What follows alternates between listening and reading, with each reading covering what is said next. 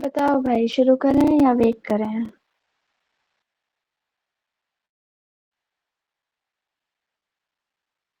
Okay. यार, जब तुम लोग पहले नहीं थे, जया थी शुरू में, तो पहले वाला चैप्टर समझ में आया क्या जया? सत्यम आया? लिखो भाई, लिखो। पहले वाला चैप्टर समझ में आया? उसके आंसर्स लिखने का, फॉर्म करने की ट्राई करा?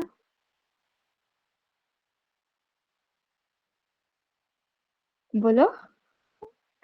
आंसर फॉर्म करने का ट्राई किया पहले 3 चैप्टर्स का? अच्छा, तो अगर मैं कोई क्वेश्चन पूछूं तो उसका आंसर स्ट्रक्चर बता सकता है कोई?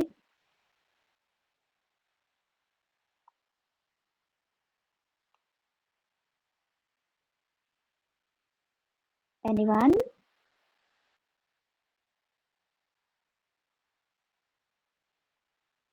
काहे शांत है सब? बोलो।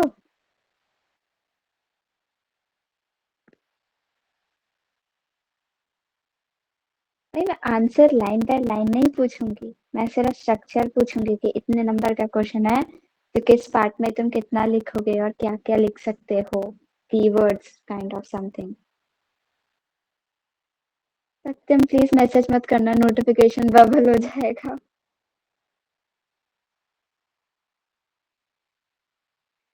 कोई नहीं बता रहा है, चलो छोड़ो, आगे बढ़ते हैं। तो chapter number third, human development. यार, ह्यूमन डेवलपमेंट वही समझ लो कि हमारा विकास, बस हमारा विकास होना चाहिए। हम जिस देश के भाग हैं उसका विकास होना चाहिए। अब हम ह्यूमन डेवलपमेंट में किस अकॉर्डिंग पढ़ते हैं, ठीक है? अब इसमें हम पहले समझते हैं कि ग्रोथ और डेवलपमेंट, क्या जो ये ग्रोथ और डेवलपमेंट है साथ साथ चलते हैं या अलग अलग चलते हैं? क्या ग्रोथ पॉजिटिव और नेगेटिव दोनों होती है या सिर्फ पॉजिटिव होती है? या जो डेवलपमेंट है, क्या वो नेगेटिव होता है या सिर्फ पॉजिटिव होता है? Will understand this. ओके। अब हम ये तो जानते हैं कि जो ग्रोथ है और डेवलपमेंट है, ये समय के जैसे बीता जाएगा चीजें तो बदलेंगी, ठीक है? अब हो सकता है कि कोई जगह थी, वहां पर पहले एक स्कूल था सिर्फ, अब हो सकता है कि या तो वो स्कूल भी नहीं रहा, या हो सकता है भाई बहुत सारे और 2-4 स्कूल्स बन गए। लाइक इट डिपेंड्स, टाइम के साथ या तो चीजें बिगड़ती हैं या तो चीजें और अच्छी हो जाएंगी। ओके, तब ये क्या डिफरेंस आता है, किस तरह से ग्रोथ और डेवलपमेंट बढ़ती है घटती है, तब हम वो देखेंगे। ओके। अब आता है ग्रोथ। अब ग्रोथ ना क्वांटिटेटिव है और वैल्यू न्यूट्रल है। पता है, जो ग्रोथ और डेवलपमेंट है ना, इसका जो डिफरेंशिएशन है, अगर ये 3 नंबर में आता है, 5 में तो कभी नहीं आएगा। अगर बाई चांस 3 में आ गया ना, तो ये क्वांटिटेटिव और वैल्यू न्यूट्रल, इन दो शब्द को पकड़कर इसका अच्छा खासा आंसर लिख सकते हो। अब क्वांटिटेटिव का अगर हम एक वर्ड का अगर मीनिंग निकाले लिटरल, तो इसका क्या मीनिंग होता है? क्वांटिटी, क्वांटिटी यानी नंबर, कि यहाँ बता पा रहे हैं कि ना इतने परसेंट से कोई जगह है वहां पर ग्रोथ हुई है, या फिर इतने परसेंट से वहां पर सपोज कि कोई जगह थी, ओके, कोटा सिटी है, ओके, तो वहां पर आज पॉपुलेशन है, आज जो भी डेट है, क्या डेट है, आई डोंट रिमेम्बर, 19, तो आज जो पॉपुलेशन है वहां पे सपोज 100% की है, ओके। अब कल हुआ कि कल वहां पर 10 लोग और बढ़ गए, ठीक है, एक ही दिन में 10 जनों की पॉपुलेशन में इंक्रीज आ गया, तो ये क्या हो रहा है, ये पॉपुलेशन बढ़ रही है, ये ग्रोथ हो रहा है उस जगह का। अब हुआ ये कि आज पॉपुलेशन 100 थी लेकिन कल 80 ही रह गई, तो ये जो पॉपुलेशन थी ये कम हो गई, ये क्या हो रहा है, नेगेटिव ग्रोथ हुआ है। ओके। अब जो ग्रोथ होती है ना वो वैल्यू न्यूट्रल है। Value neutral in the sense कि ये पॉजिटिव भी होगी और नेगेटिव भी होगी। अब हम ये तो नहीं कहेंगे ना कि पॉपुलेशन बढ़ी है तो वो घट नहीं सकती, वो तो घट भी सकती है और बढ़ भी सकती है। अगर किसी जगह पर एक स्कूल थे, वो 2 से 3 भी हो सकते हैं, ये 2 से बिल्कुल 0 भी हो सकते हैं, राइट? जो ग्रोथ है वो वैल्यू न्यूट्रल रहती है, उसका पॉजिटिव और नेगेटिव दोनों साइन। ओके। अब आता है डेवलपमेंट। डेवलपमेंट यानी क्वालिटेटिव चेंज, और वो हमेशा वैल्यू पॉजिटिव रहेगा। क्वालिटेटिव चेंज यानी कि अगर डेवलपमेंट हो रहा है यानी कि वहां पर क्वालिटी चेंज आया है।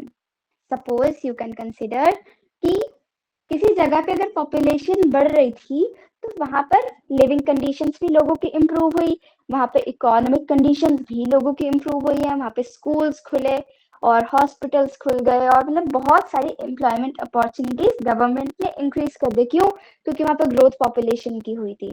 अब और ना ये भी याद रखो कि जो डेवलपमेंट है ना वो कभी नेगेटिव वाले ग्राफ पे नहीं जाएगा, डेवलपमेंट हमेशा पॉजिटिव रहेगी।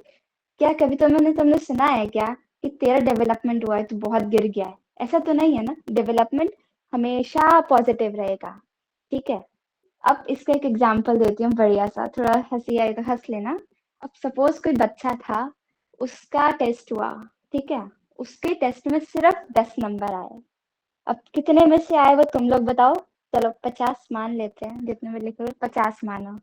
अब उसको हो गई थोड़ी सी पिटाई विटाई हो गई उसकी मम्मी पापा से, तो उसने कहा कि यार अब कैसे भी करके, कैसे भी वह चाहे वो चीटिंग करे चाहे वो पढ़ाई करे, कैसे भी करके उसे अगली बार नंबर लाने हैं। तो वो अगली बार ले आया 50 में से 50। फिर जो चाहे वो चिट्स लेके गया हो या कुछ भी लेके गया हो, उसके अगली बार नंबर 50 में से 50 आए थे। तब उसका पेरेंट्स को लगा कि हाँ मेरा बच्चा तो समझदार हो गया है, वो थोड़ा सा उसमें डेवलपमेंट हो गई है। तो ठीक है, उसके पेरेंट्स ने उसे बहुत शाबाशी दे दी, उसे चॉकलेट्स लाकर दे दी बहुत सारी। ठीक है, लेकिन अब वो तो जानता है ना कि उसके वो 50 में से 50 नंबर कैसे आए थे। उसका दिमाग तो उतना ही रहा, उसने चीटिंग में जो दिमाग लगाया वो अलग, लेकिन उसकी जो मेंटल एबिलिटी थी वो तो नहीं बढ़ी। उसके मार्क्स ग्रो जरूर हुए, उसके मार्क्स के नंबर जरूर बढ़ गया, लेकिन उसकी एबिलिटी इंक्रीज नहीं हुई।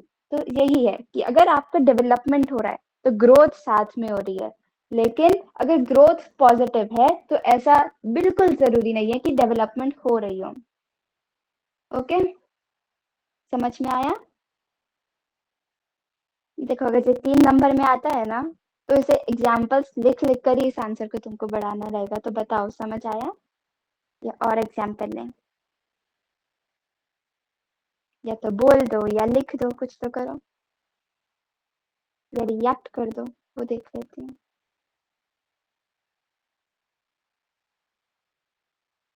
ओके, तब आगे बढ़ते हैं। अब हम लोग बहुत टाइम से देखते आए हैं, ठीक है, बहुत दशकों से क्या हो रहा है कि डेवलपमेंट को हम इकोनॉमिक फैक्टर से देखते हैं कि हाँ अगर एक कोई कंट्री है, उधर बहुत अच्छी इनकम है, सबकी अच्छी इनकम है, वहां पे इकोनॉमिक ग्रोथ बहुत अच्छी चल रही है, तो वो कंट्री वेल डेवलप्ड है, हाईली डेवलप्ड नेशन बन जाती है। लेकिन अगर हम ऐसे जस्ट जनरली देखें तो सिर्फ एक इनकम तो सब चीज नहीं है। लोगों के पास पैसे होते हैं लेकिन फिर भी उनकी जान चली जाती है। तो income is not the only factor, it is the factor, but it is not the only like one factor कि ये है तो है, बाकी डेवलपमेंट है और ये नहीं तो कुछ नहीं, ऐसा नहीं है। ठीक है, तो पहले के समय में यही था कि इकोनॉमिक ग्रोथ अच्छी है तो उस कंट्री वो अच्छे से डेवलप्ड होगी, और अगर इकोनॉमिक ग्रोथ नहीं तो डेवलपमेंट भी नहीं। अब ये तो गलत था कि हम सिर्फ इकोनॉमिक ग्रोथ पे कंट्री को जज कर रहे थे। उसके बाद कुछ टाइम बाद आए 3 नए आइडियाज। ओके, पहला था कि क्वालिटी ऑफ लाइफ जो वहाँ के लोग एंजॉय कर रहे हैं, कि वो अपनी चॉइसेस उनके पास है कि नहीं अपना जीवन जीने के लिए, वो क्या अपने उनके पास पावर है कि वो अपने डिसीजंस खुद ले पा रहे हैं नहीं ले पा रहे हैं, और उनको अपॉर्चुनिटीज मिल रही है कि हाँ अगर कोई बच्चा पढ़ना चाह रहा है तो क्या उसको स्कूल भेजा जा रहा है, कि या फिर अगर कोई बीमार पड़ रहा है व्यक्ति तो क्या वहां पर हॉस्पिटल्स हैं जो हॉस्पिटल उसे ले जा सके, कोई उधर उसे अच्छी खासी फैसिलिटीज मिले, उसका ट्रीटमेंट हो। तो ये चीजें हमने कहा कि अब सिर्फ इनकम और इकोनॉमिक ग्रोथ नहीं मैटर करेगी कंट्री की डेवलपमेंट ग्रोथ मेजर करने के लिए, और भी फैक्टर्स हैं कि वहाँ पे क्वालिटी ऑफ लाइफ होनी चाहिए, अपॉर्चुनिटीज अच्छी मिलनी चाहिए और फ्रीडम मिलना चाहिए। अब इन्हीं 3 आइडियाज को पकड़कर आए थे 2 इकोनॉमिस्ट, ये थे साउथ एशियन इकोनॉमिस्ट। ठीक है, पहले थे हमारे महबूब उल हक और दूसरे थे अमर्त्य सेन। इन दोनों ने बहुत काम किया है इस फील्ड में। ओके, इन्होंने एक रिपोर्ट निकाली, that report was human development report. उसमें इन्होंने लाइक एक विजन निकाला, विजन और कंपैशन से इन्होंने क्या किया कि इन्होंने 1990s के टाइम पर डॉक्टर महबूबुल हक ने ह्यूमन डेवलपमेंट इंडेक्स बना दिया। इनके लिए डेवलपमेंट था कि लोगों की चॉइसेस इंक्रीज हो रही हैं, वो अच्छी लाइफ जी पा रहे हैं, एक उनकी हेल्दी लाइफ है और वो डिग्निटी से जी रहे हैं, गर्व से जी रहे हैं, उनके पास चॉइसेस है, उनके पास फ्रीडम है, जो वो करना चाह रहे हैं उसके लिए। अब इन लोगों ने ह्यूमन डेवलपमेंट इंडेक्स बनाया 1990 में, और ये किसके अंदर आता है? यूएनडीपी के। तो तभी से यूएनडीपी हर साल एचडीआई निकालता है, और वो रिपोर्ट से हमें पता चलता है कि कौन सी कंट्री ज्यादा डेवलप्ड है, कौन सी कंट्री कम। अब पता है, अब जो अपने डॉक्टर हक थे ना, महबूबुल हक, वो बहुत आउट ऑफ द बॉक्स सोचते थे, बहुत फ्लेक्सिबल नेचर के इंसान थे। उन्होंने पता है एक बार कहा, और ये जो स्टेटमेंट है ये एमसीक्यू में आ सकती है कि ये किसकी स्टेटमेंट है। तो इसमें था कि वो कहते कि तुम लोग जो चीजें देखते हो ना उस पे सवाल करते हो कि ऐसा क्यों हो रहा है, लेकिन मैं अलग हूँ। मैं उन चीजों के बारे में सोचता हूँ, उन चीजों के बारे में ड्रीम करता हूँ जो चीजें कभी थी ही नहीं, और पूछता हूँ कि ऐसा क्यों नहीं है। एक होते हैं ना कुछ बच्चे उल्टे सवाल करते हैं, तो इन्हें वैसे ही समझो कि भाई ऐसा नहीं है तो ऐसा क्यों नहीं है। तो he was of that kind of nature. अब अमर्त्य सेन के लिए डेवलपमेंट क्या था? उनके लिए डेवलपमेंट था कि फ्रीडम बढ़ रही है, तो यानी देखो अब फ्रीडम बढ़ रही है तो सबको एजुकेशन अच्छे से मिल रही होगी, हेल्थ फैसिलिटीज अच्छे से मिल रही होगी। बेसिकली दोनों का गोल, दोनों का डेवलपमेंट के लिए मीनिंग सेम था। तो यही कि फ्रीडम अगर बढ़ी तो यानी डेवलपमेंट हुआ है, और इन दोनों ने पता है बहुत अच्छा काम किया है हमारे डेवलपमेंट के सेक्टर में। अब ह्यूमन डेवलपमेंट का कंसेप्ट भी यही लेकर आए थे डॉक्टर महबूब उल हक। तो इन्होंने कहा ये 4 पॉइंट है, ओके। मेन है, ये पूरी 2-3 स्लाइड्स में देखा ना, उसका क्रक्स है कि अब लोगों की अगर चॉइसेस बढ़ रही हैं, उनकी लाइव्स इंप्रूव हो रही हैं, यानी ह्यूमन डेवलपमेंट हो रहा है। अब उनकी चॉइसेस बढ़ी तो वही उनको सब चीजें मिल रही है। वो एजुकेशन, अगर कोई बच्चा पढ़ना चाह रहा है तो उसके पेरेंट्स अगर उसे पढ़ाने के लिए लाइक है, वो एबल है, उनके पास रिसोर्सेस हैं। देखो सारी चीजें ना इंटरलिंक्ड है। अगर फ्रीडम है तो बच्चा पढ़ पा रहा है, वो बच्चा पढ़ पा रहा है क्यों? क्योंकि उसके पेरेंट्स के पास रिसोर्सेज होंगे उसको पढ़ाने के लिए। ओके, तो इस साइड में वही है। अब इनका कहना था कि एक इंसान ना मीनिंगफुल लाइफ जिए। लेकिन अब व्हाट इज मीनिंगफुल लाइफ? अब मीनिंगफुल लाइफ ये नहीं कि हाँ आप 100 वर्ष तक जी रहे हो, बहुत लंबा जी रहे हो, ठीक है। मीनिंगफुल लाइफ का अर्थ सिर्फ ये नहीं होता है। मीनिंगफुल लाइफ ये कि आपकी लाइफ में कुछ पर्पस है, आप एक पर्पसफुल लाइफ जी रहे हो। अब देखो, सपोज कि कोई बच्चा था, वो पैदा हुआ, वो बहुत बीमार था, उसे कोई डिजीज था, XYZ डिजीज था।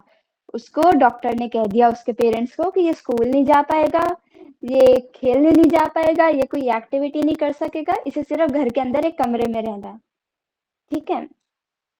और फिर क्या होगा? वो बच्चा बड़ा होगा, वो कहीं बाहर नहीं जा पाएगा, कुछ भी नहीं कर पाएगा, ना किसी से मिल पाएगा, ना अपनी एबिलिटी सबको दिखा पाएगा कि हाँ मेरे अंदर ये टैलेंट है। ना ही उसका वो टैलेंट डेवलप हुआ, ना ही उसका वो टैलेंट दूसरों के सामने एक्सप्रेस हो पाया। तो क्या उसकी लाइफ का वो पर्पस रहा? वो तो यही बोलेगा ना, इससे बढ़िया तो मैं मर ही जाता, ऐसे जीवन जीकर भी क्या ही फायदा। अब कोई दूसरी तरफ कोई था, इंसान था, कोई व्यक्ति थे, उन्होंने कहा कि ठीक है, मैं कम जीऊंगा, मेरे पास कम समय है, लेकिन मैं इसे अपने फुलेस्ट पे जीऊंगा, यानी जो मैं करना चाहूंगा मैं वो करूंगा, अपनी मर्जी से करूंगा, मैं सबकी मदद करूंगा, लाइक पर्पसफुल लाइफ। अब एक एग्जाम्पल अगर दूं तो एक तरफ तुम कोई टेररिस्ट ले लो, और एक तरफ हमारे रतन टाटा सर को ले लो। अब देख सकते हैं ना, वो टेररिस्ट अगर मर रहा है जल्दी भी या जब तक जी रहा है, क्या उसकी लाइफ का कोई पर्पस था? वो एक सिर्फ टेरर अटैक कर रहा था। दूसरी तरफ रतन टाटा सर कितना कुछ करके गए हैं, उनसे बड़े बड़े व्यक्ति हमारे देश में जीवित हैं, उनसे बहुतों से पहले चल बसे, लेकिन वो जितना जी कर गए विथ पर्पस जी कर गए, उन्होंने बहुत कुछ किया। ओके, अब हम देखें, अब देखो हम बात कर रहे हैं ह्यूमन डेवलपमेंट, ये ऐसा हो, एजुकेशन मिले सबको, अच्छे रिसोर्सेस मिले, हेल्थ अच्छी होनी चाहिए, हेल्थ फैसिलिटी सबके पास होनी चाहिए। लेकिन अगर हम ग्राउंड रियलिटी देखें ना, तो सबको ये रिसोर्सेस नहीं मिलते हैं, ना ही सबको इक्वली फ्रीडम मिल रहा है, ना ही सब अपनी कैपेबिलिटी को बढ़ा पा रहे हैं। अब ये क्यों हो पा रहा है? सपोज अब तुम लोग पढ़ रहे हो, तुम्हारे पास फोन है, तुम पढ़ रहे हो, लेकिन दूसरी तरफ कोई बच्चा है, वो कोई लेबर का अगर बच्चा है, तो वो क्या कर पा रहा है? वो अपने माता पिता के साथ रोज काम कर रहा है, वो पढ़ नहीं पा रहा, अगर शायद वो पढ़ता तो हो सकता है वो कोई आईपीएस या डॉक्टर इंजीनियर बन जाता, लेकिन उसको पॉवर्टी ने, उसकी गरीबी ने उसको पीछे, उसको बैक एंड कर दिया। अब सोशल डिस्क्रिमिनेशन, अब सोशल डिस्क्रिमिनेशन यानी कि हाँ कुछ लोग करते हैं कि ये लड़की है, इसको नहीं पढ़ाना, मैं तो मेरे बेटे को पढ़ाऊंगा या पढ़ाऊंगी, ये तो इसने तो दूसरे घर जाना है, इसको पढ़ा कर क्या फायदा। अब ऐसे भी, अब हम लोग कहते हैं कि हम तो बहुत डेवलप हो गए हैं, अब हम ऑर्थोडॉक्स नहीं है, हेटेरोडॉक्स थिंकिंग रखते हैं, बहुत मॉडर्न थिंकिंग रखते हैं, लेकिन आज भी अगर हम देखें ना, अगर पूरी कंट्री में बहुत जगह ऐसा होता है कि नहीं नहीं, तुम रात को बाहर नहीं जाओगी, तुम ये पढ़ाई नहीं करोगी, स्कूल छोड़ दो, घर का काम करो, अभी भी होता है ऐसा। और अब देखें तो कभी कभी क्या होता है, इंस्टीट्यूशन इतने नहीं होते हैं। अब रिसेंट एग्जाम्पल तुम लोग नीट का ले ही सकते हो, कितने बच्चों ने पेपर दिया था, 25 लाख बच्चों ने पेपर दिया था और कुछ हजारों का सिलेक्शन हुआ था। तो वो बचे हुए या तो वो ड्रॉप लेते रहेंगे या फिर कुछ और कर लेंगे, शायद उन्हें अगर सीट मिलती, सीट ज्यादा होती उस एग्जाम में, तो हो सकता है वो बहुत अच्छे डॉक्टर बन जाते, है ना। अब ये तो ठीक है, हमने प्रॉब्लम्स देख ली कि ना, लोगों को गरीबी के कारण, सोशल डिस्क्रिमिनेशन के कारण ये सब प्रॉब्लम्स आ रही हैं, तो इसका कोई सोल्यूशन भी होना चाहिए। अब हम इसका सोल्यूशन ऐसे निकालेंगे कि अब जो गवर्नमेंट है वो हेल्थ के सेक्टर में, एजुकेशन के सेक्टर में अच्छे से काम करे, अच्छे से पॉलिसीज निकाले और रिसोर्सेस को इक्वली सबके अवेलेबल कराए। ओके, अब यहाँ तक बताओ, अगर किसी को कोई डाउट है फिर आगे बढ़ेंगे। एनीवन?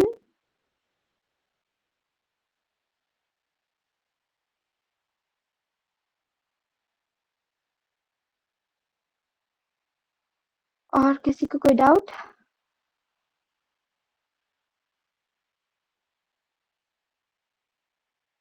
ओके, तो हम आगे बढ़ें। ओके, तो अब देखो, अब ये चैप्टर ना 4 मेन टॉपिक्स में, अभी तो हमने कि सिर्फ बेसिक समझा कि इस चैप्टर में आगे होगा क्या और क्या नहीं होगा, लाइक वही क्रैक समझ लिया कि इस पूरे चैप्टर में आगे हम किस टॉपिक के इर्द गिर्द घूमेंगे। अब इस चैप्टर में ना मेन 4 टॉपिक है, और इन 4 टॉपिक्स को ही ना तुम समझो कि ये मैं 4 क्वेश्चन प्रिपेयर कर रहा हूँ, ये 4 में से कोई एक क्वेश्चन समझो कि तुम्हारे बोर्ड एग्जाम में आ जाएगा। ठीक है, अब पहला है जैसे 4 पिलर्स ऑफ ह्यूमन डेवलपमेंट की, ह्यूमन डेवलपमेंट अगर हो रहा है तो क्या ऐसे 4 चीजें हैं जो होनी चाहिए, ठीक है, वो किस तरह से होनी चाहिए, और वो ठीक है। ये दिगराज सर की पीपीटी है और क्रेडिट गोस टू हिम, ये हमारे पास थी तो हमने ये यूज कर ली। अब आता है अप्रोचेस टू ह्यूमन डेवलपमेंट। अब क्या क्या अप्रोचेस पहले रही हैं ह्यूमन डेवलपमेंट के लिए, और अब क्या अप्रोचेस चल रही हैं और क्या क्या होनी चाहिए। अब आता है मेजरिंग ह्यूमन डेवलपमेंट, कि अब हम बात तो करें ह्यूमन डेवलपमेंट ऐसे ऐसे, अब इतनी बड़ी कंट्री का ऐसे चुटकी भर में तो नहीं मेजर हो जाएगा, इतनी चुटकी भर में तो पता नहीं चल जाएगा कि कितना ग्रोथ डेवलपमेंट हुआ है एक कंट्री में, तो इसको मेजर करने का एक प्रॉपर वे है। अब आता है कि हाँ हमने सब देख लिया, अब हम कंपेयर करेंगे, हमारी तो ऐसी भी आदत है ना कंपैरिजन करने की, तो बस वही, यहाँ पर भी वही करना है, इंटरनेशनल कंपैरिजन वाली कंट्रीज क्यों नहीं डेवलपमेंट कर पा रही है, वो चीज देखेंगे। अब आता है 4 पिलर्स ऑफ ह्यूमन डेवलपमेंट,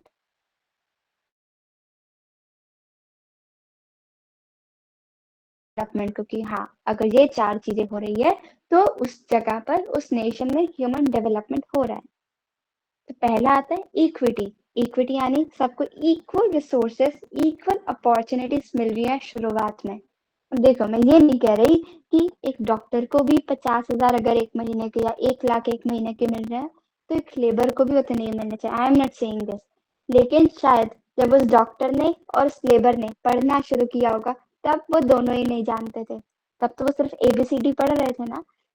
तो अगर उन दोनों को बराबर अपॉर्चुनिटीज मिली होती, तो शायद वो जो लेबर है वो कुछ और बन चुका होता, वो कुछ अच्छी पोस्ट पर होता, शायद डॉक्टर इंजीनियर कुछ तो बना होता। अब अगर उसको रिसोर्सेस मिलने के बाद भी अगर वो कुछ नहीं बन पाता, तो फिर वो उसकी हेडेक है। अगर उसे एटलीस्ट अपॉर्चुनिटी तो इक्वल मिले, सबको स्टार्ट लाइन पर तो इक्वल अपॉर्चुनिटी मिले। अब जैसे रेस होती है, अब स्टार्ट लाइन तो सबकी सेम होती है ना, अब ऐसा तो नहीं कि ये बच्चा है ना ये आगे खड़ा होगा और ये बच्चा है थोड़ा पीछे खड़ा होगा, ऐसे तो नहीं है। रेस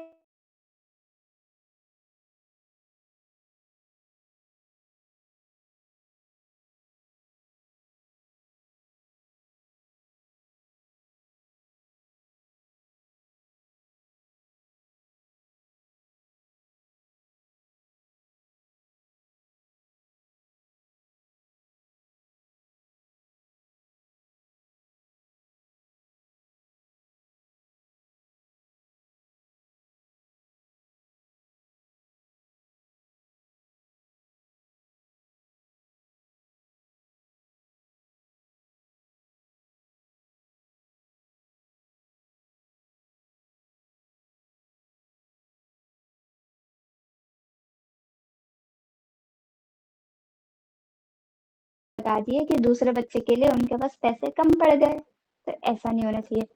फाइनेंशियल, अरे सत्यम, बाद में रिकॉर्डिंग हो रही है। फाइनेंशियली अब ठीक है, सबको इक्वल है कि ठीक है, आपके अगर 2 बच्चे हैं तो आप इतना रिसोर्स पहले वाले पे लगाओ कि अब दूसरे वाले पर भी उतना लगा पाओ, दूसरे वाले के लिए बच जाए इतना।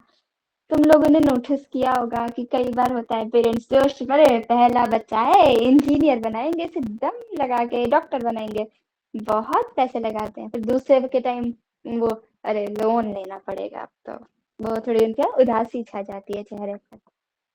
और हमारे नेचुरल रिसोर्सेज का और हर तरह के रिसोर्सेज का मिसयूज नहीं होना चाहिए। ओके। प्रोडक्टिविटी, अब प्रोडक्टिविटी यानी कि अब हम फुल पोटेंशियल से काम कर पा रहे हैं, ठीक है। अब मैं एक एग्जांपल देती हूँ इसका, कि अब चलो मैं ये चैप्टर पढ़ा रही हूँ, ठीक है। अब मुझे लग रहा है कि मुझे तो इसे 1 घंटा पढ़ाने में लगेगा, आराम से अच्छे से पढ़ेंगे तो। लेकिन तुम्हारे सत्यम सर ने कह दिया कि नहीं नहीं, आधे घंटे की डेडलाइन है, इसे आधे घंटे में खत्म करना है। तो क्या मैं अपने पूरे पोटेंशियल से इसको समझा पाऊंगी आधे घंटे में, शायद जिसे मैं 1 घंटा लेकर समझाती, नहीं ना। तो वही है कि हम प्रोडक्टिविटी, हम पूरा पोटेंशियल सबको अपना यूज करने दे रहे हैं, उसी का अर्थ है प्रोडक्टिविटी। अब आता है एम्पावरमेंट। एम्पावरमेंट यानी कि हमारे पास पावर है डिसीजन मेकिंग की। हम अब देखो, एम्पावरमेंट मतलब ये नहीं कि हम किसी पे हुक्म चला रहे हैं। एम्पावरमेंट यानी कि एटलीस्ट हम अपने डिसीजंस, अपनी लाइफ के सारे डिसीजंस हम खुद ले पा रहे हैं। ऐसा नहीं कि भाई कोई आ रहा है कह रहे हैं तुम ये करो तो तुम कर रहे हो। एटलीस्ट तर्क वितर्क तो करो कि मैं क्यों करूं, ये क्यों करना है, कैसे करना है, क्वेश्चन करो। हाँ, ये अपने जीवन में भी याद रखना कि कभी कोई कुछ करने को कह दे तो मुंह बंद करके करते नहीं चल पड़ना, थोड़ा पता करना कि क्या कह रहे हैं, कौन है, कैसे। ठीक है। अब ये एम्पावरमेंट एक कंट्री में कैसे इंक्रीज होगा? अब ये होगा कि गवर्नमेंट कुछ पीपल ओरिएंटेड पॉलिसीज लेकर आएगी, वो अच्छे से सबको फ्रीडम प्रोवाइड करेगी, ये सब चीज से एम्पावरमेंट इंक्रीज होगा। अब ना देखो, अब हम लोग जो हैं एक मिडिल क्लास कह रही हूँ, हमारे पास फिर भी थोड़ी बहुत पावर होती है। लेकिन अब देखो इकोनॉमिकली और जो सोशली बैकवर्ड क्लास है, उसके पास है क्या? क्या वो जब चाह रही है बाहर जा पा रही है? अब मैं कह रही कि आज मुझे बाहर खाना खाने जाना है दोस्तों के साथ, तो मेरी मम्मी 1-2 बार बोलेगी फिर तो मुझे जाने देगी। या बोलूंगी मम्मी मुझे मेरे दोस्तों के साथ ग्रुप स्टडी करनी है, तो वो मना नहीं करेगी। लेकिन क्या वो एक सोशली या फिर कोई लोअर कास्ट सी सोशली बैकवर्ड पर्सन अगर कह रहा है कि मेरे को ये करना है, तो उसके माता पिता क्या कहेंगे कि हमारे पास इतने पैसे नहीं है कि तुम हमारी ये सब शौक पूरे हम कर सकें। ऐसा ही होगा। तो ये सब चीजें हमारी कंट्री में सही हो, और इसके लिए गवर्नमेंट को पीपल ओरिएंटेड पॉलिसीज लेकर आनी पड़ेंगी। इस टॉपिक में अगर किसी को कोई डाउट है तो पूछो, ये बड़ा अच्छा टॉपिक था, इजी है और एग्जाम में भी आ सकता है।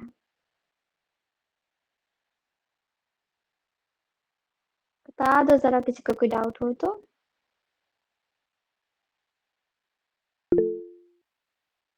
ओके। अब आता है next topic, next most important topic, approaches to human development. कि अब हम क्या क्या अप्रोच लेकर ह्यूमन डेवलपमेंट को मेजर कर रहे हैं या किस तरह से उसे मेजर करते हैं। तो पहला आता है इनकम अप्रोच, ठीक है। फिर दूसरा है welfare, third is minimum needs approach, fourth है कैपेबिलिटीज अप्रोच। अब इसे डिटेल में पढ़ते हैं। अब इनकम अप्रोच ना सबसे पुरानी है कि ये प्राचीन काल से चलती आ रहा है कि कोई कंट्री अमीर है तो वो सबसे ज्यादा डेवलप्ड है और कोई कंट्री गरीब है तो वो डेवलप्ड नहीं है।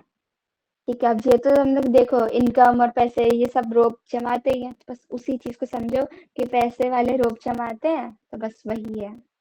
अब ह्यूमन डेवलपमेंट को हम शुरू से ना ऐसे लिंक करते आए हैं, जब से ये शुरू हुई थी। जब देखो 1990 में रिपोर्ट बननी शुरू हुई थी, तो उससे पहले भी कुछ तो हो ही रहा होगा देखने के लिए कि कोई कंट्री क्या कैसी है, ज्यादा डेवलप है कि नहीं। तो उस समय पे इनकम अप्रोच काम करती थी कि हाँ इस कंट्री में अच्छी खासी इनकम है तो ये कंट्री डेवलप्ड है। ऐसे ही पहले हम देखते थे कि जितनी ज्यादा इनकम उतनी ज्यादा ह्यूमन डेवलपमेंट। अब आती है वेलफेयर अप्रोच। वेलफेयर अप्रोच यानी ये हम ह्यूमन बींग्स को देखती है कि हाँ यही सब इसके मध्य है, यानी सेंटर इसके ह्यूमंस है। जो भी सारे कार्य होंगे जो भी गवर्नमेंट करेगी उसकी बेनिफिट्स सब टारगेट हम ह्यूमंस होंगे। अब ये अप्रोच जो है लाइक वी से कि हाँ गवर्नमेंट हमें अच्छी एजुकेशन प्रोवाइड कराए, हेल्थ अच्छी दे, हेल्थ फैसिलिटीज अच्छी दे, और सोशल सेकेंडरी बाकी सभी एम्यूनिटीज हमको टाइम पर सही समय और सही तरह से मिलती रहे। अब हम जो इंसान है हम लोग ऐसे तो नहीं ना कि गवर्नमेंट आ रही है आपके घर के, मोदी जी आपके घर आ रहे हैं, लो बेटा इस स्कूल में तेरा एडमिशन मैं करा के आया हूँ तो कल से ना इस स्कूल में चले जाना। अब ऐसा तो है नहीं। आप गवर्नमेंट स्कूल्स खोल रही है, फिर हम लोग एडमिशन लेते हैं, हम क्या है हम पैसिव रेसिपिएंट्स हैं, यानी जो भी हो रहा है उसका हमारे पर इफेक्ट पड़ रहा है। अगर यहाँ पर कोई इकोनॉमिक्स वाला स्टूडेंट है ना उस पर तुम लोगों ने पढ़ा होगा नेशनल इनकम में, जीडीपी वेलफेयर के टॉपिक में, कि पॉजिटिव एक्सटर्नैलिटीज और नेगेटिव एक्सटर्नैलिटीज, यानी कि जो भी हो रहा है उसका कोई कार्य किसी और ने किया लेकिन उसका पॉजिटिव और नेगेटिव इफेक्ट हम पर पड़ रहा है। वही है चीज, सेम कंसीडर कर सकते हो। अब गवर्नमेंट की रिस्पॉन्सिबल है कि वो ह्यूमन डेवलपमेंट को बढ़ा सकती है वेलफेयर पर एक्सपेंडिचर करके। हाँ अगर वो अच्छे स्कूल्स खोल दे, एम्प्लॉयमेंट अपॉर्चुनिटीज इंक्रीज कर दे, ये सब चीजें अगर करेगी गवर्नमेंट तो वेलफेयर और फिर ह्यूमन डेवलपमेंट पे रैंक हमारी अपने आप बढ़ जाएगी। अब आता है बेसिक नीड्स अप्रोच। अब बेसिक नीड्स इस शब्द से समझ आ रहा है कि बिल्कुल वही बेसिक नेसेसिटी जो होती है, हम कहते हैं रोटी कपड़ा मकान, वही चीज अगर हम इसमें कंसीडर कर सकते हैं। अब ये जो अप्रोच है ना ये इनिशियली लेकर आए थे इंटरनेशनल लेबर ऑर्गेनाइजेशन वाले। उन्होंने इस अप्रोच को इंट्रोड्यूस किया था। उन्होंने कहा कि इसमें लाइक 6 बेसिक नीड्स है, 6 ये सब चीजें अगर मिल रही है तो ठीक है वो जो देश है ना वो डेवलप है। कि अगर खान हेल्थ अच्छी है, एजुकेशन, फूड, वाटर सप्लाई और सैनिटेशन और हाउसिंग तो ये सब है तो ठीक है वो जो जगह है वो अच्छे से डेवलप्ड है। अब यहाँ पर क्या है हम ह्यूमन चॉइसेस, हम हमारे शौक इंटरेस्ट फालतू के शौक सब छोड़ छुड़ा के गवर्नमेंट देखती कि हाँ बेसिक नीड्स मिल रही है तो बस बढ़िया है सब। अब आती है कैपेबिलिटी अप्रोच। अब ये अप्रोच लिंक्ड है अमर्त्य सेन जी के थॉट से। अब वो कहते हैं कि हेल्थ अच्छी हो, एजुकेशन अच्छा हो, फिर अच्छे से मिले। उन्होंने वही कहा कैपेबिलिटी वही, अगर तुमको एजुकेशन अच्छी मिल रही है, सपोज कि तुमने अच्छी कॉलेज से ग्रेजुएशन कर ली, अब तुम कैपेबल हो ना अच्छी जॉब करने के लिए, उसे हम शब्द के मतलब से हेडिंग के मतलब से उसका आंसर बना लो कि अब तुम्हें एजुकेशन अच्छी मिल रही है तो तुम अच्छे से काम कर पा रहे हो, अच्छी जॉब मिल रही है तुमको। अब तुम्हारी हेल्थ, सपोज अगर तुमने पढ़ाई भी अच्छे से कर ली, अब क्या है तुम रोज बीमार पड़ जा रहे हो ऑफिस जाके, तो क्या तुमको तुम्हारा जॉब, वो जॉब कह रही है बॉस बर्दाश्त करेगा? नहीं ना। वो कहेगा भाई तू बीमार रह रहा है ना तू घर जा, मेरी सिरदर्दी छोड़, तू तो घर बैठ जा। वो यही कहेगा। अच्छे से हेल्थ हो, रिसोर्सेज अच्छे से मिले और एजुकेशन भी। अब ये टॉपिक भी खत्म हुआ, जरा बताएं अगर कोई समस्या।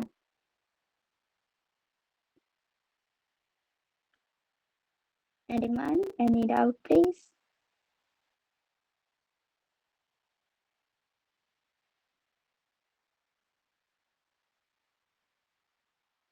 आगे बढ़ते हैं।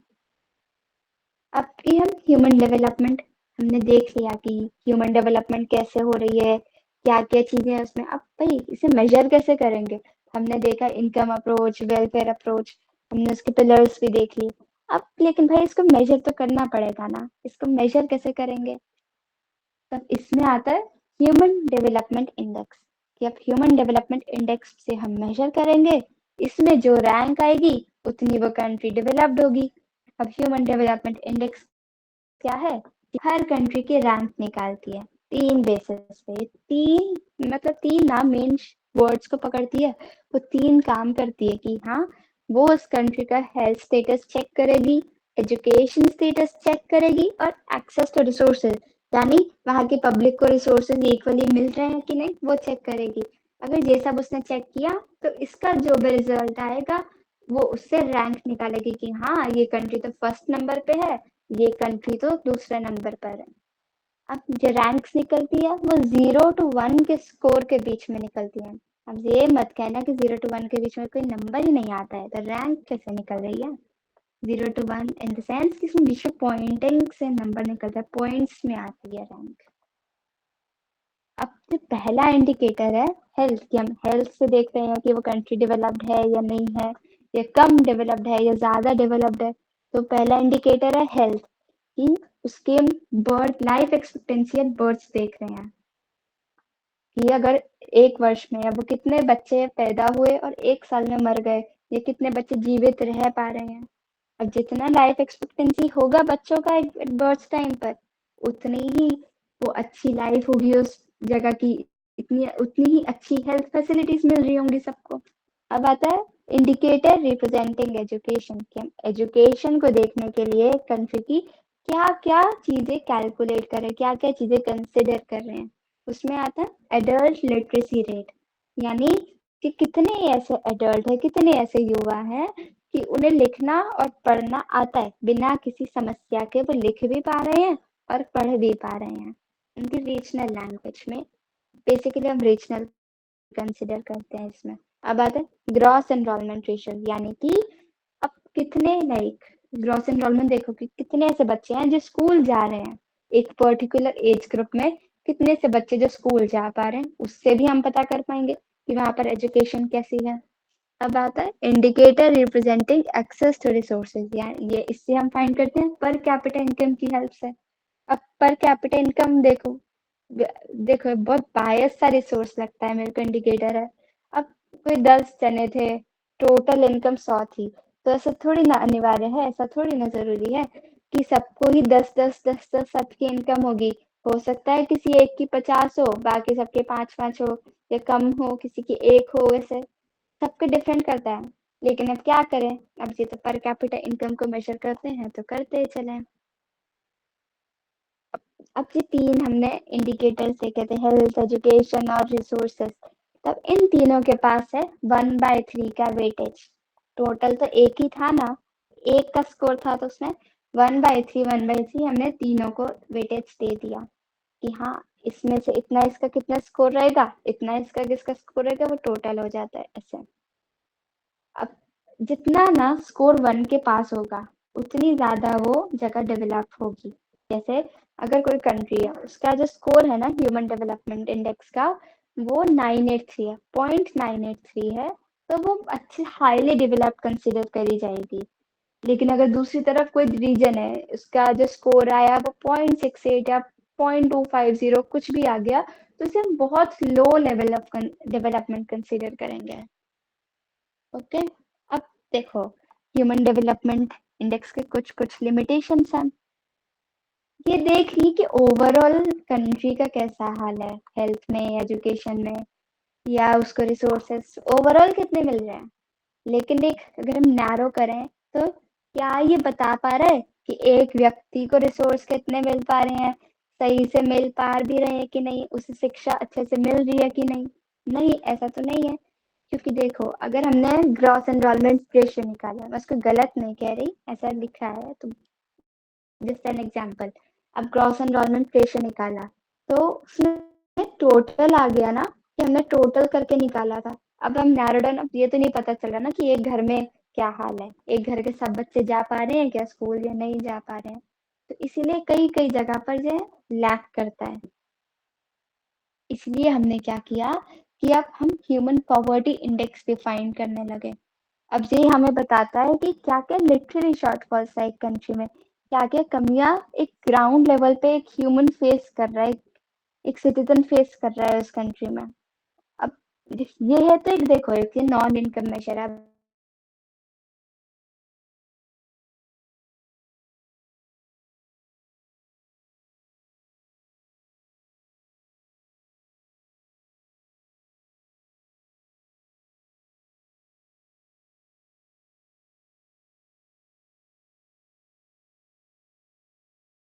ऐसी हेल्थ फैसिलिटीज़ यार कितने लोगों को नहीं मिल पा रही है अच्छे रिसोर्सेज़। क्योंकि सपोज़ मेरी मैथ्स गंदी है, मैं एग्ज़ाम्पल भी कैसे बनाऊँ? हाँ, सपोज़ कर लो कि किसी रीजन में 10 लोग थे और 10 में 5 पहले ही मर गए, 40 की उम्र से पहले मर गए। तो अब हम ये तो निकाल सकते हैं ना कि 50% पॉपुलेशन जो थी वो 40 से पहले मर गई। ठीक है? अब हम टोटल पॉपुलेशन हमने निकाली थी, तो उसके हेल्प से हम पता कर पाएंगे ना कि 5 व्यक्ति थे जिनको अच्छे से रिसोर्सेस नहीं मिल रहे थे। अब ये हमें पता चला एग्जैक्टली कि कितने लोग थे, कितने लोगों को रिसोर्सेस नहीं मिले। ठीक है?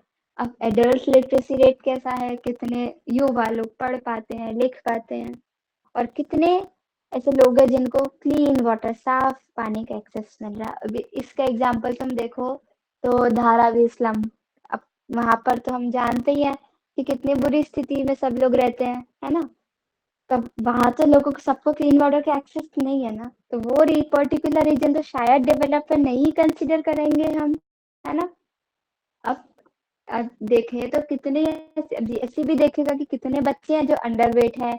अब बच्चे अंडरवेट होते हैं, अब तुम स्लम रीजन देख लो, ऐसे आसपास की झोपड़ी होंगी वहां पर देखो, वहां बच्चों को माल न्यूट्रिशन हो रखा है, उन्हें ढंग से खाना नहीं मिलता है। ओके, तब इसीलिए कहते हैं कि ह्यूमन पॉवर्टी इंडेक्स जो है ना ज्यादा reveal comparative to human development index. अब लेकिन वो तो बने हैं, मेजर तो दोनों से ही होगा एक कंट्री का रेशियो ह्यूमन डेवलपमेंट का। तो दोनों ही हम दोनों को साथ में करें कि हाँ हम ओवरऑल भी देख लिया, अब हम नैरो डाउन करके ग्राउंड लेवल पे भी देख लिया। दोनों साथ में हमें बहुत एक्यूरेट पिक्चर बता देते हैं हमारी कंट्री की डेवलपमेंट सिचुएशन की। एनसीईआरटी का ही एक बॉक्स है पेज 18 पर, उसको देख लेना, उसको स्टार मार्क कर लो कि 1990 से यूएनडीपी यूएनडीपी यानी United Nations Development Programme report publish कर रहा है ह्यूमन डेवलपमेंट की हर वर्ष। अब ये क्या है कि हमें रैंक देता है कि कौन सी कंट्री ज्यादा ऊपर है, कौन सी कंट्री ज्यादा डेवलप्ड है और कौन सी कंट्री। ये वही हमने जो पढ़ा वही है।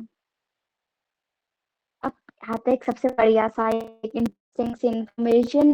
ठीक है कि जो भूटान है ना, वहां पर ये ह्यूमन पॉवर्टी इंडेक्स या ह्यूमन डेवलपमेंट ऐसा कुछ भी मटेरियल वाली चीजें देखी जाती है। वो कहते हैं कि ग्रॉस नेशनल हैप्पीनेस निकालेंगे भाई हम तो, कि हम कितने खुश हैं, हमारे देश की जनता कितनी खुश है।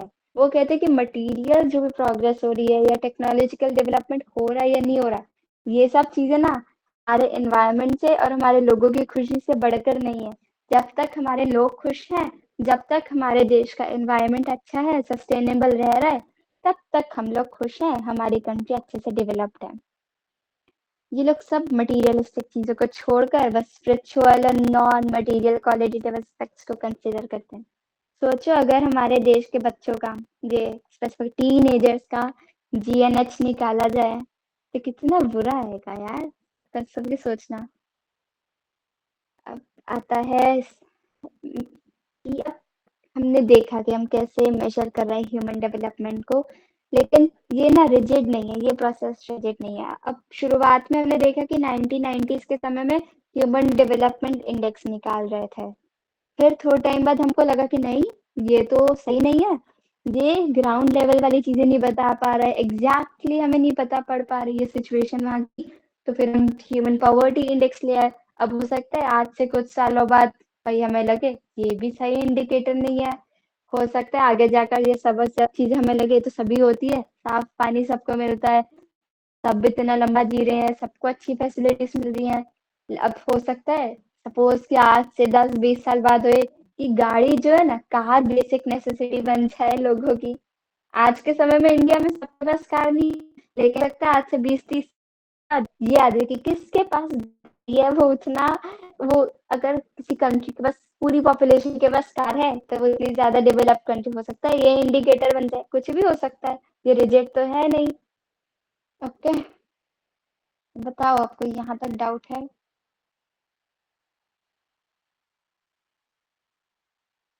बताओ भाई।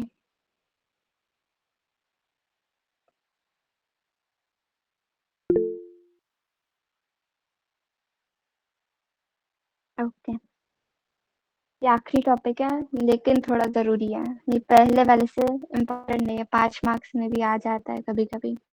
आई अब थिंक इट इज हमने जो भी डिलीटेड।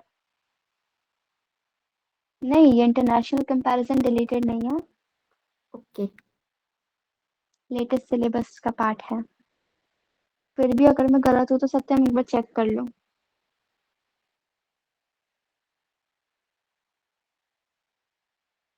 वैसे तो नहीं है ये डिलीटेड, छोटा सा टॉपिक है, पढ़ लो।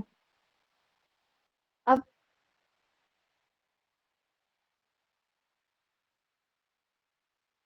हाँ, ये डिलीटेड नहीं है, नई बुक है, उसमें मेरे पास लेटेस्ट वाली बुक में है ये टॉपिक। अब आता है international comparison of human development. अब ये ना थोड़ा सा इंटरेस्टिंग है। अब हम लोग ये नहीं कहेंगे कि जितनी बड़ी कंट्री होगी और जितनी ज्यादा वहां पर इनकम होगी वो उतनी डेवलप्ड होगी। साइज उस टेरिटरी का और उसकी पर कैपिटा इनकम, ये सब डिपेंड नहीं करेंगे अब ह्यूमन डेवलपमेंट पे, क्योंकि अब हमने देखा है कि कुछ स्मॉल कंट्रीज होती है, छोटी छोटी कंट्रीज और कुछ कम इनकम वाली कंट्रीज भी ना बहुत ज्यादा अच्छी रैंक है उनकी ह्यूमन डेवलपमेंट इंडेक्स पर। अब एग्जांपल देख सकते हो श्रीलंका। अब श्रीलंका तो इंडिया के पीछे से सिर्फ एक पूंछ निकलती है, छोटा सा इंडिया कहाँ और श्रीलंका कहाँ। श्रीलंका जितनी तो कितनी सारी तो स्टेट्स हैं हमारे पास। श्रीलंका कितना छोटा है, वहां पे इकोनॉमी भी उनकी इतनी अच्छी नहीं होगी, पर कैपिटा इनकम भी कम होगी, स्टिल वो ह्यूमन डेवलपमेंट इंडेक्स पे हमसे ऊपर है। ऐसे त्रिनिदाद है, टोबैगो है, ये भी बहुत छोटी छोटी कंट्रीज हैं, यहाँ पे भी इनकम बहुत कम है, लेकिन फिर भी ये ह्यूमन डेवलपमेंट इंडेक्स में इनके रैंक ऊपर है। अब ऐसे अगर हम इंडिया में देखें तो केरला है, ये केरला याद रखो, ये याद होगा ही।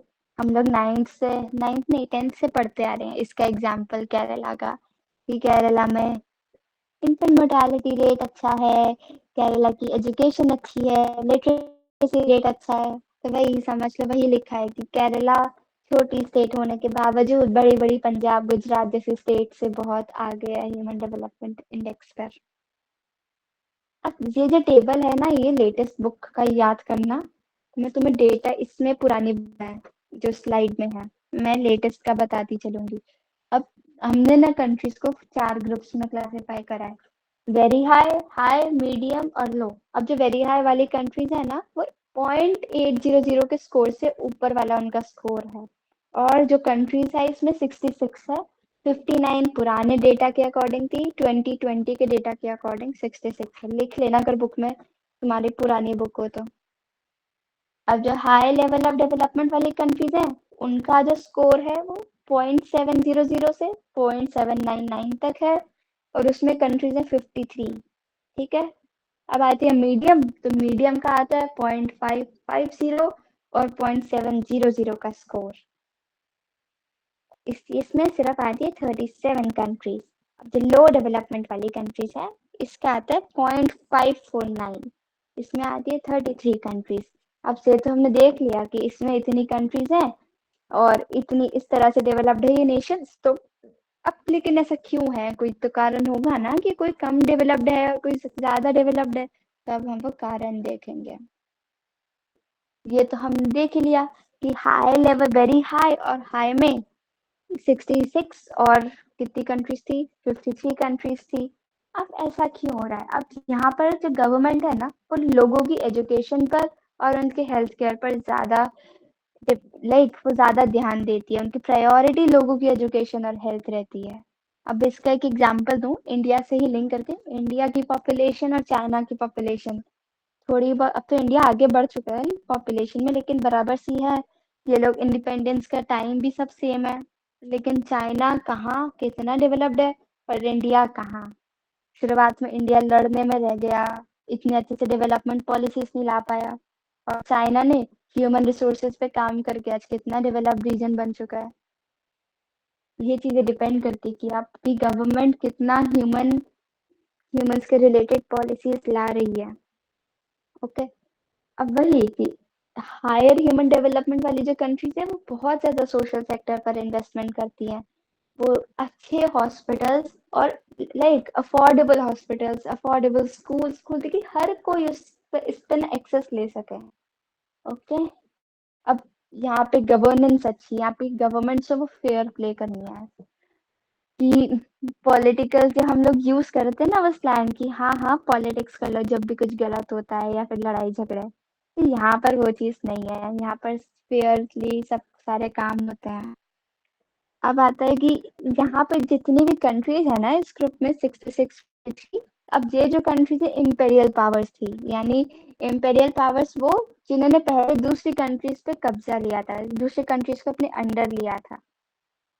ये वो कंट्रीज है, अब जैसे इसमें आती है यूरोपियन कंट्रीज आती हैं, सारी सारी यूरोपियन कंट्रीज इसके अंडर है। सारी यूरोपियन कंट्रीज आज के समय में हाईली डेवलप्ड है, वेस्टर्न रीजन पूरा। लेकिन अब आज के समय में थोड़ा सा एक डिफरेंस ये भी आ रहा है कि कुछ नॉन यूरोपियन और नॉन वेस्टर्न कंट्रीज हैं जो इस लिस्ट में ऐड ऑन हो रही हैं। अब आता है अब ना एक चीज और की इन कंट्रीज में ज्यादा चिंता के विषय बात नहीं है। एक तो सबसे बड़ा चिंता का रीजन होता है रिलीजन, तो यहाँ पर सोशल डाइवर्सिटी ही ज्यादा नहीं है। ठीक है, बहुत कम रिलीजन्स होते हैं इन कंट्रीज में। आप दूसरी तरफ अगर इंडिया को देख लो, भाई हर 100 किलोमीटर बाद एक पता नहीं नया धर्म पता नहीं कहाँ से आता है। इंडिया में तो इतना ज्यादा है। अब आता है medium level of human development वाली कंट्रीज। इसमें आती हैं 37 कंट्रीज। मैं नए डेटा के अकॉर्डिंग बता रही हूँ, जो स्लाइड में लिखा है वो नहीं। इसमें है 37 कंट्रीज। अब ये इस पीरियड में जो भी कंट्रीज थी ना, ये सेकेंड वर्ल्ड वॉर के बाद इमर्ज होने वाली थी। सेकेंड वर्ल्ड वॉर पर जब वॉर हुई थी उसके बाद इंडिया और चाइना ये सब जितने भी रीजन्स थे ये इमर्ज हुए थे, तो ये आती है इस medium level of human development वाले ग्रुप में। और सोवियत यूनियन वाली जब ब्रेक हुआ था, वो जितनी भी ब्रेक होकर जो कॉलोनीज इमर्ज हुई थी वो भी इसी में आती हैं। और एक बात कि यहाँ पर ना बहुत ज्यादा डाइवर्सिटी है, सोशल डाइवर्सिटी पीक पर है ज्यादा। वो ना समझो कि बहुत धर्म बहुत ज्यादा। अब ये लोग आपकी इस ग्रुप में आई क्योंकि इन लोगों ने ना अपना ह्यूमन डेवलपमेंट स्कोर इम्प्रूव करना शुरू कर दिया था, पीपल ओरिएंटेड पॉलिसीज लाकर। हाँ, अभी इतनी अच्छी नहीं आ पाई थी, इतने ज्यादा अच्छे लेवल पर नहीं थी पॉलिसीज, लेकिन थोड़ी स्टेप बाय स्टेप इन लोगों ने आगे बढ़ना शुरू कर दिया था। और जितनी भी इस ग्रुप में कंट्रीज थी ना, इन्होंने अपने पास्ट में पॉलिटिकल इंस्टेबिलिटी फेस करी थी, सोशल अपराइजिंग, यानी कि वॉर्स वगैरह, और इनकी गवर्नमेंट अच्छे से वर्क नहीं कर पाई थी शुरू में, ये सब चीजें थी। आती है कंट्रीज ऑफ ह्यूमन डेवलपमेंट। अब low level of human development में आती है 33 कंट्रीज। ठीक है, अब इस इन कंट्रीज में क्या है, आज प्रेजेंट टाइम में भी वो सिविल वॉर्स चलती रहती है, फेमाइन्स, भूखमरी रहती है, और डिजीजेस तो बहुत ज्यादा है इन कंट्रीज में। अब अब हम एग्जांपल लेते हैं, यूक्रेन में कितनी वॉर होती है, कब बंद कब हुई है भाई, इतने टाइम से हम लोग उसके न्यूज में देखते रहे यूक्रेन की वॉर अब तक बंद नहीं हुई। बहुत लो लेवल ऑफ ह्यूमन डेवलपमेंट है वहां पर। अब यहाँ पर ना लिटरली बहुत ज्यादा नेसेसिटी है कि गवर्नमेंट अच्छे से लगकर काम करे एक बार। अब पाकिस्तान भी लो लेवल ऑफ ह्यूमन डेवलपमेंट वाले ग्रुप में ही आता है कि अब यहाँ पर गवर्नमेंट सच में काम करे, अपने पूरा पुश लगाए, पूरे अच्छे से लाइक इस कंट्रीज को इम्प्रूव करने के लिए, क्योंकि अभी नहीं हो रहा है। ये लोग तो अपने ही कहते हैं ना, अपने ही घर के कलेश सुलझाने में लग रहे हैं। अपनी देश को इनके कुछ नहीं पड़ा, ना वहाँ पे ढंग की, ना ही वहाँ पर रिसोर्सेज अच्छे से है इक्वली अवेलेबल, ना ही हेल्थ अच्छी हो रखी है। अब हम लोग क्या करें, हम लोग ना अक्सर यही करते हैं कि ठीक है यहाँ पर डेवलपमेंट अच्छा नहीं है क्योंकि यहाँ पर XYZ रिलीजन है, यहाँ पर XYZ लोग रहते हैं। अब कोई व्यक्ति तो चुनौती नहीं हो सकता है ना। अब जब तक हम मेहनत ही नहीं करेंगे, इनिशिएटिव ही नहीं लेंगे, तब तक कैसे कुछ होगा। तो ये गलत है, ये बहुत गलत गेम है। एग्जैक्ट रीजन क्या है कि लिटरली क्यों है वहां पे, तो इसका रीजन होता है कि वहां पे गवर्नमेंट का वर्क पैटर्न ही नहीं है। यहाँ पे गवर्नमेंट बस डिफेंस पे खर्चा करने में लगी रहती है। वहाँ का पॉलिटिकल एनवायरनमेंट ही बहुत बेकार है। आपस में ही दो गवर्नमेंट आपस में लड़ रही हैं। मतलब घर में ही देखो, अगर घर में दो लड़ेंगे तो बाहर वाला आकर तो फिर दो चार बातें और ऐड ऑन कर देता है ना।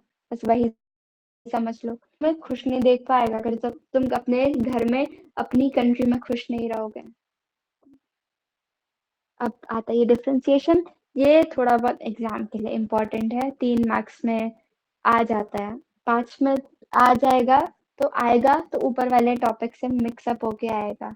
अगर डिफरेंस आता है ना तो 3 नंबर में आ सकता है, बहुत इम्पोर्टेंट है।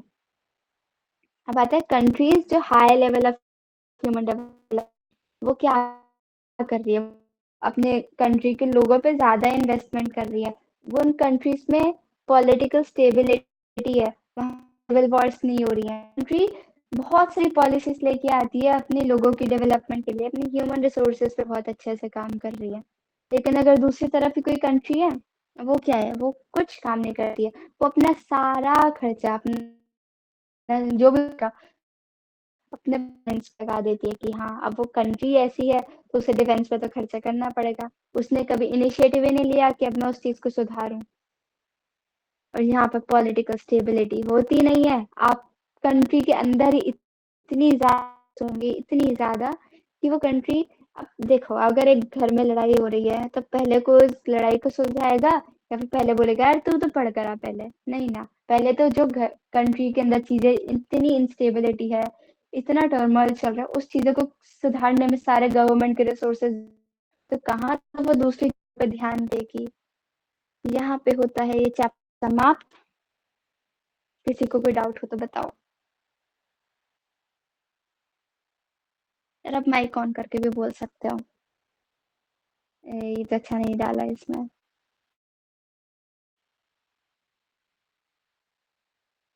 एनीवन कोई डाउट है तो प्लीज बताइए।